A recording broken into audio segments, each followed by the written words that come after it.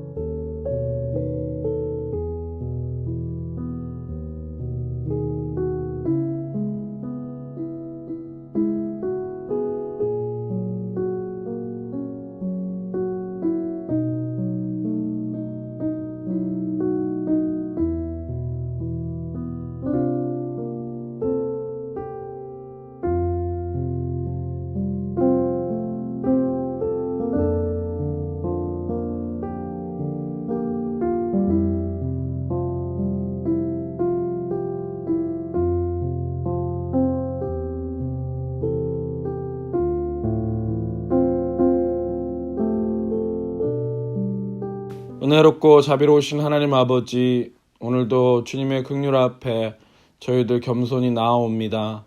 하나님께서 들려주시는 음성을 통해서 하나님의 백성으로 예수 그리스도의 제자로 오늘도 승리하며 나아갈 수 있도록 주님 축복하여 주시기를 간절히 바라옵고 나올 때 모든 말씀을 예수님의 이름으로 기도하옵나이다.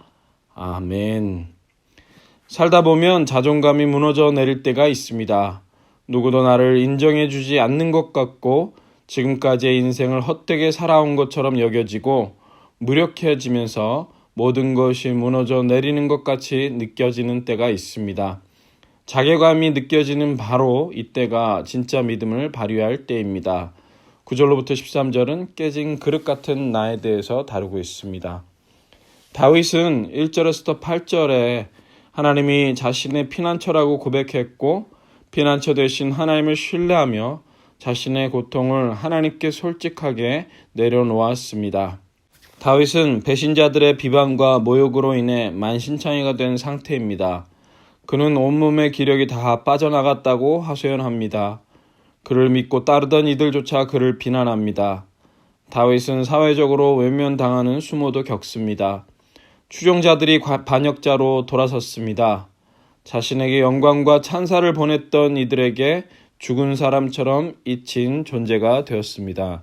12절 말씀, 내가 잊어버린 바 됨이 사망한 자를 마음에 두지 아니함 같고 파기와 같으니이다.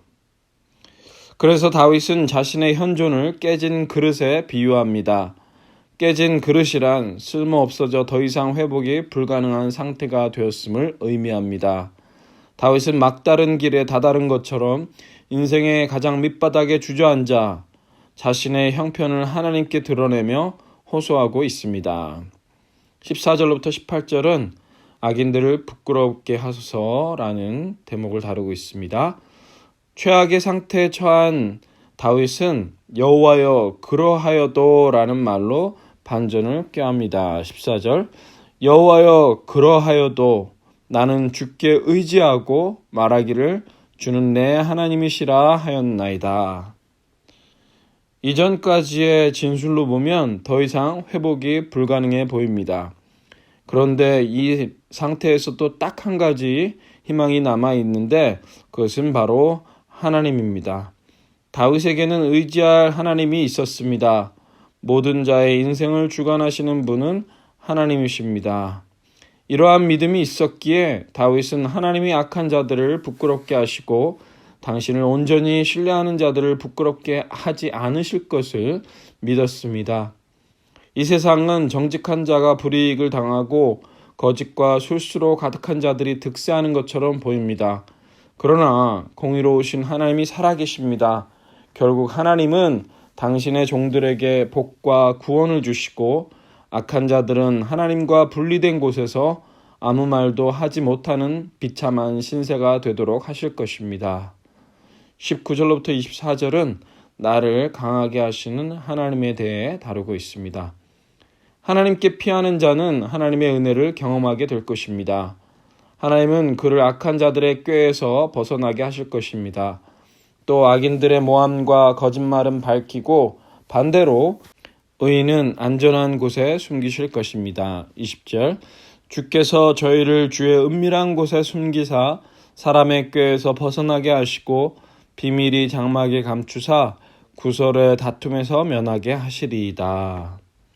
고난당하는 의인이 마치 주님 앞에 끊어진 것처럼 보일 수 있지만 하나님은 당신을 의지하는 자를 여전히 사랑하셔서 견고한 성으로 이끄시고 보호할 것이며 악한 자들을 엄중히 벌하실 것입니다. 이사야서 42장 3절은 상한 갈대를 꺾지 아니하며 꺼져가는 등불을 끄지 아니하고 진실로 정의를 시행할 것이며 라고 말씀하고 있습니다. 꺼져가는 등불처럼 위태로워 보이는 성도라도 하나님은 다시 일으켜 세우신 분이십니다. 소망을 잃지 마십시오. 희망을 포기하지 마십시오.